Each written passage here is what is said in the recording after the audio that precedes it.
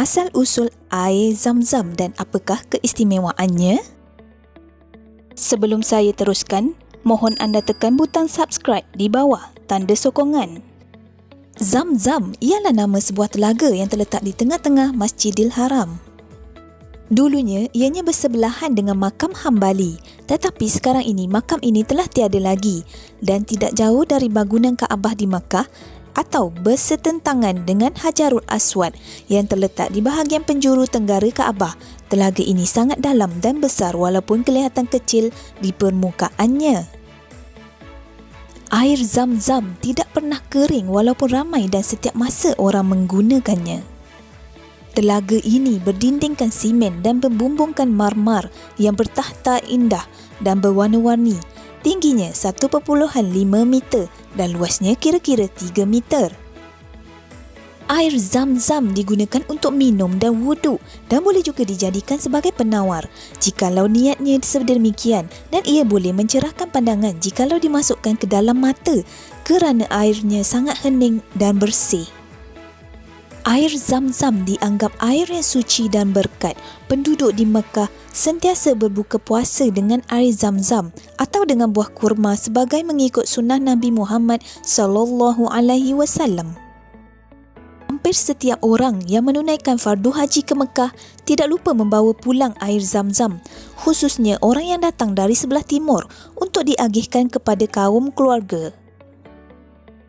Air Zam-Zam diberi nama kerana terlalu banyak airnya. Sebagaimana kita maklumkan, air itu sudah wujud pada zaman Nabi Ismail lagi, sehinggalah sekarang betapa besarnya kekuasaan Allah Subhanallah Ta'ala.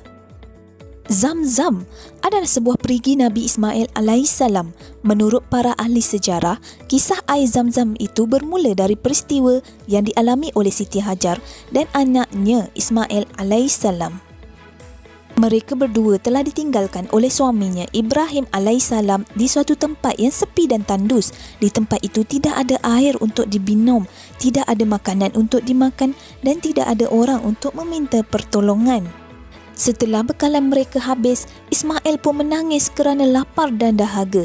Melihat keadaan anaknya sedemikian, Siti Hajar pun pergi mencari air. Dia berjalan menuju ke Bukit Safa dan Marwah, kira-kira 500 meter jarak antara kedua bukit tersebut, dengan harapan menemui pedagang yang membawa air. Setelah berulang-alik sebanyak 7 kali antara dua bukit itu, namun Siti Hajar tidak menemui sesiapa pun. Apabila Siti Hajar naik ke Bukit Marwah, dia terdengar suatu suara, lalu dia berkata di dalam hati, "Sesungguhnya aku mendengarmu. Jika engkau dapat memberi pertolongan, maka tolonglah kami." Tiba-tiba, dia ternampak malaikat di samping anaknya Ismail. Malaikat itu pun menggali tanah dengan tumit atau sayapnya sehingga terpancutlah air, iaitu air Zam-Zam. Setelah beberapa tahun berlalu, Nabi Ibrahim alaihissalam datang menemui mereka berdua. Pada waktu inilah baginda mendirikan rumah suci Kaabah. Firman Allah Subhanallah Ta'ala, tafsirnya, sesungguhnya rumah ibadah yang mula-mula dibina untuk manusia ialah Baitullah yang di Makkah, yang berkat dan dijadikan petunjuk hidayat bagi umat manusia.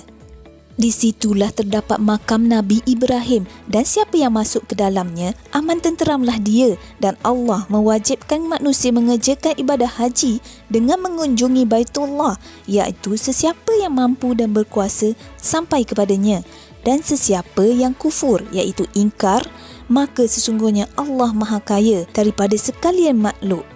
Surah Ali Imran ayat 96 hingga 97. Menurut ahli sejarah, ketika Makkah didiami oleh kaum Jurhum, iaitu kabilah daripada Syam, dengan kemajuan dan kemewahan hidup mereka sehingga tidak mengedahkan kehormatan Kaabah tersebut, mereka melakukan perkara dosa besar sehinggalah perigi Zam-Zam itu kering kontang dan lama-kelamaan ia tertimbus dan tidak diketahui lagi kedudukannya.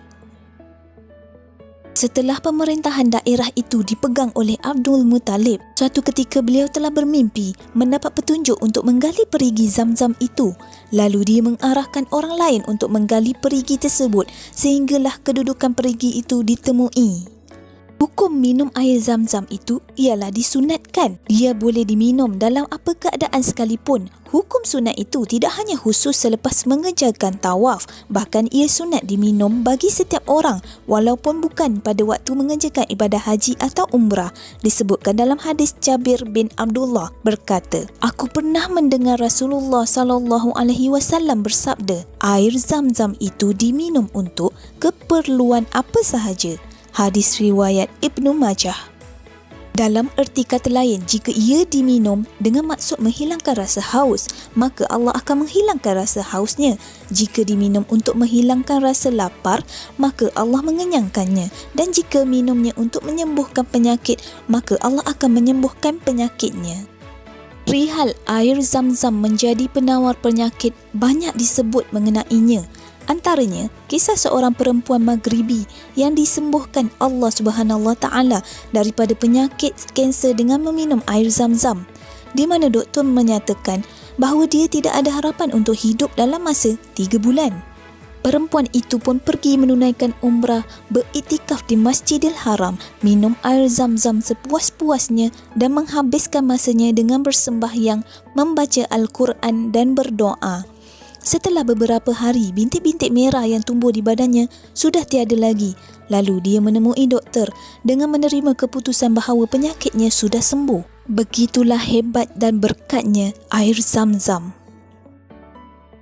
Sekian sahaja untuk kali ini. Terima kasih kerana menonton. Jangan lupa subscribe dan jumpa lagi di video akan datang.